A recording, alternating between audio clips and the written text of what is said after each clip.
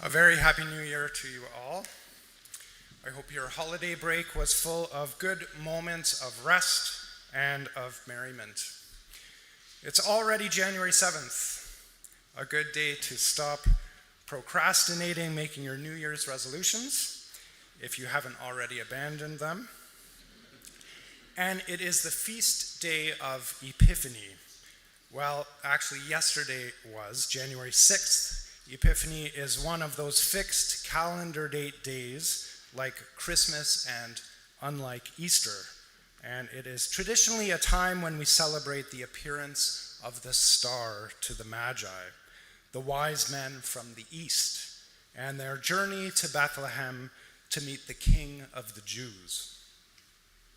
The name Epiphany, as I'm sure you've heard repeated before, means a shining forth, like that star, an illumination.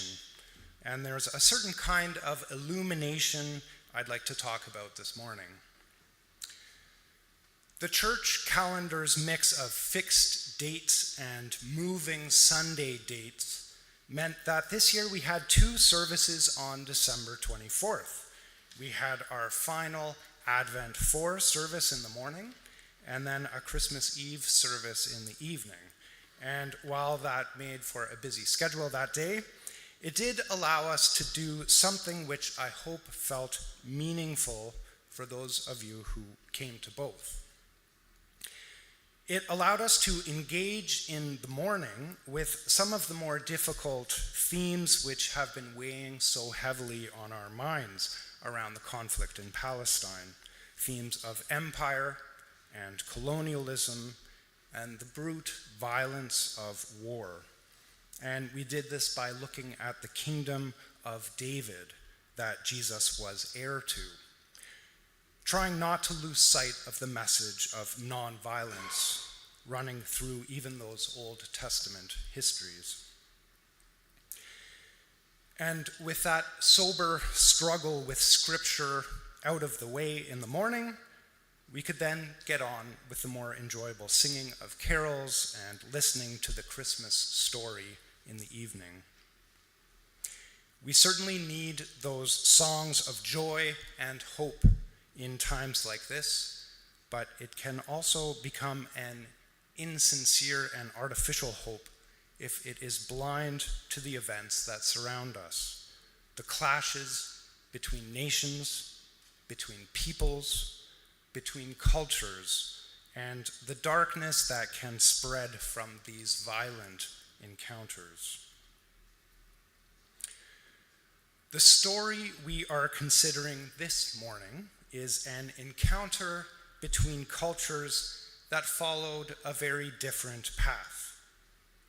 The example set by these wise men from the East is so courteous and respectful, so life-giving, and it's a privilege to dwell on it today.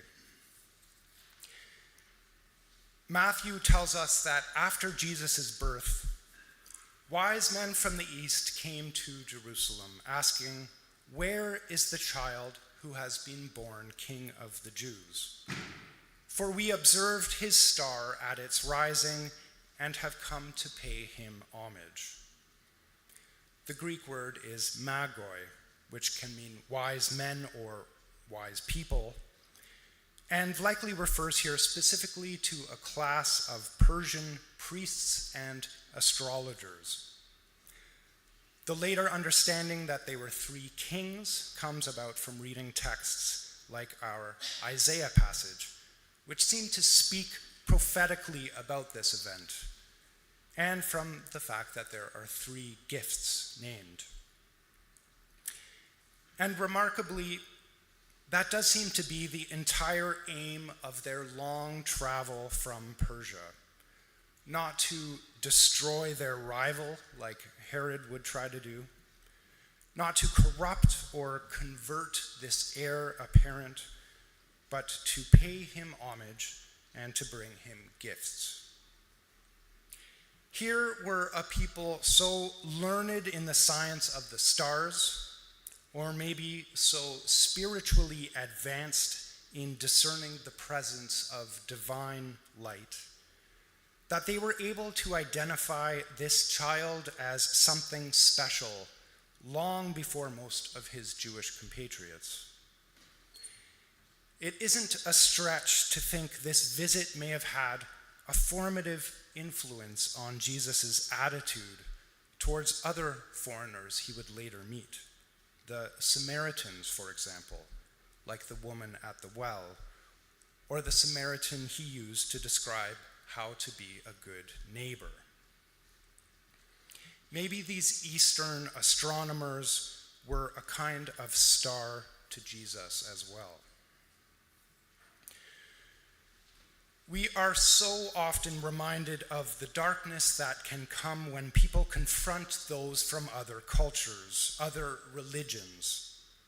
It's good to be reminded that light can come from those encounters as well.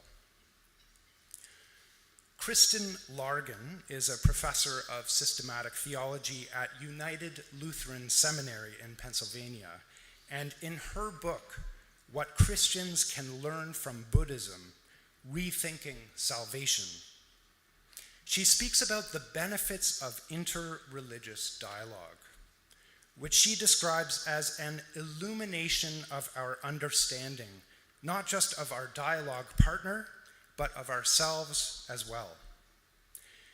In learning about someone else's religion, their core values and aspirations in this world, we also learn about ourselves and our own fundamental assumptions.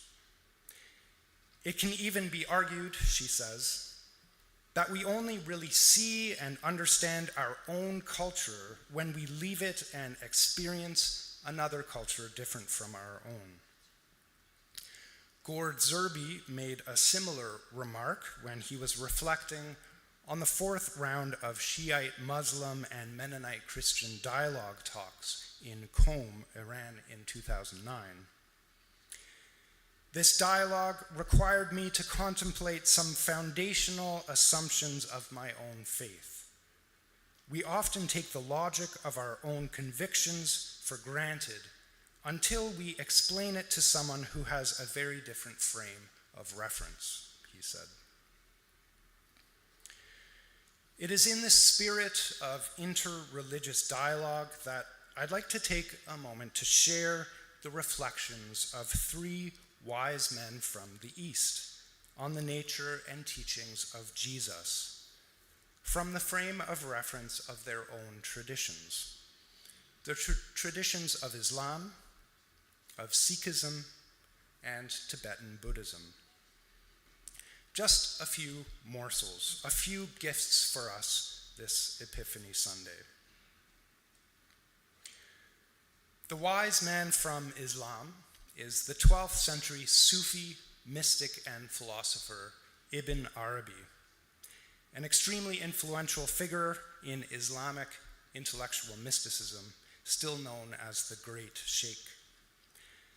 He was born in Andalusia, or Spain, and after a vision, traveled to Mecca, where he wrote his magnum opus, the Meccan Revelations, al-Futuhat al-Makkiyah, which is massive and incredible, around 17,000 pages long, and that's just one of 400 other books we still have of his. Even with all that thought on paper, he'll often comment in the Futuhat how much he has left unsaid, until a disciple asks him to give a list at the end of each chapter of the topics he could have addressed but didn't. So he does that for a series of chapters. And those lists alone, lists of topics he could have addressed but didn't, when put together, come out to 400 pages of the book. William Chittick, a prominent scholar of Ibn Arabi, describes his theology as a metaphysics of imagination. And while I'm certainly not qualified to summarize it here, I can vouch that he is brilliant and inspiring, and seems to say a lot in keeping with our own Christian mystical tradition. He says, in fact, that each religion contains elements of divine truth, and saints, or perfect humans, are those who are able to see attributes of God in everything they look at, and believe the truths in each religion that they encounter. Jesus was one such perfect human, according to Ibn Arabi. He calls Jesus a Muhammadan, one who has progressed through all the stations on the spiritual path until he has become someone without any station, without any characteristics. The highest of all human beings, says Ibn Arabi, are those who have no station. The reason for this is that the stations determine the properties of those who stand within them. But without doubt, the highest of all groups themselves determine their properties. They are not determined by properties. A man may be dominated by his state so that he knows only by means of it, is attributed to it, and is designated by it. But the relationship of the stations to the Muhammadan is the same as the relationship of the names to God. He does not become designated by a station which is attributed to him. On the contrary, in every breath, in every moment, and in every state, he takes the form which is required by that breath, moment, and state. Jesus is a Muhammadan. That is why he will descend at the end of time. Through him, God will seal the greater friendship. He is God's Spirit and his word, and the words of the real are never exhausted. Our second wise man from the East is actually a woman, Nikki Singh, a professor and chair of the Department of Religious Studies at Colby College in Maine. She wrote an article for the BBC entitled "Jesus Through Sikh Eyes," in which she compares Jesus to Guru Nanak, the 15th century founder of Sikhism. Both Christ and Nanak are remembered in almost identical ways, she says. Churches resound with hymns like "Christ is the light of the world," and Sikh gurdwaras with "As Nanak appeared, mist and darkness disappeared into light." Jesus and Nanak ushered a way of life that was illuminating and liberating, she says. It is interesting that both claimed they had no control over their speech. Spontaneously, effortlessly, they revealed what they were endowed with. According to the Gospel of John, "I do not speak of my own accord. What the Father has told me is what I speak." And Guru Nanak, "I don't know how to speak. I utter what you command me." In each case, then, the divine is the voice. Most importantly, both Jesus and Nanak showed us the path of love. In the Gospels, Jesus says, "The greatest commandment of all is this: love your God with all your soul, mind, and strength, and love your neighbor as yourself." In the same vein, the Sikh gurus applauded love as the supreme virtue. Bhau, or love, is passionate and takes lovers to those depths of richness and fullness where there is freedom from all kinds of prejudices and limitations. "The image of Christ embedded in my childhood," she continues, "has made the verses of the gurus alive for me. I can see and feel what Guru Nanak meant. Accept all humans as your equals and let them be your only sect." Or Guru Gobind Singh, "Recognize the single caste of humanity." But she expresses concerns with the Christian religion as well. Sikhism is a very pluralist tradition, she explains. Their scriptures contain not only verses from their own Sikh gurus, but also from Hindu and Muslim saints. And the divine ultimate is understood to speak to all these religions, though in different ways. But, she says, when Christ alone is declared the omega point, or baptism the exclusive way to the kingdom of God, then where do I stand? As a Sikh, I have no place. She concludes by encouraging Western societies to learn more about the many rich spiritual cultures in their midst. Our third wise man from the East is the Dalai Lama, who has written a book called The Good Heart, a Buddhist perspective on the teachings of Jesus. The Dalai Lama is a big promoter of harmony between religions, encouraging members of different religious traditions to pray together, meditate together, and go on pilgrimages to each other's sacred sites. He promotes a harmony that emphasizes commonality but doesn't erase difference, rather seeks greater understanding and respect of difference, since people are too diverse for a single religion anyways. He speaks of this in the first chapter. His aim with the book is to serve the Christian practitioner, to help Christians be better Christians. The book proceeds by looking at a selection of gospel accounts of Jesus' teaching and showing how they correspond to teachings in the Buddhist tradition, whether from the Buddha himself or from later figures.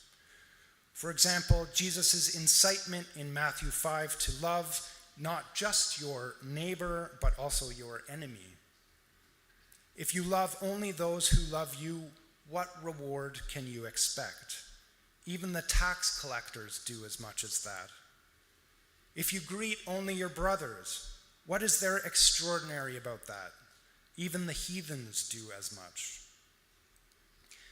The Dalai Lama compares this to the Mahayana text, the Compendium of Practices, where Shantideva asks, if you do not practice compassion toward your enemy, then toward whom can you practice it? Shantideva, the 8th century Buddhist philosopher, goes on to explain how our enemies can be our best teachers, helping us develop and enhance our capacities for tolerance, patience, and understanding. The Dalai Lama also explains how certain Buddhist meditative practices can assist us in understanding and carrying out the values that Jesus teaches. Robert Keeley, a professor of English at Harvard, reflects on the Dalai Lama's reading of this material from the book at a seminar in London. His reading of the meeting between Mary Magdalene and Jesus in St. John's account of the resurrection brought many to tears. It would be hard to say exactly why. Some said later that it was as if they were hearing the words for the first time, as though their tenderness and mystery and beauty had been taken for granted and were brought to life again, like a gift from an unexpected courier. I encourage us to receive all three of these gifts, and of course the longer accounts they are snippets from, with love and gratitude, and strive to do what Nikki Singh encourages us to do. Learn more about the many rich spiritual cultures in our midst, and hopefully we can present valuable gifts to them as well.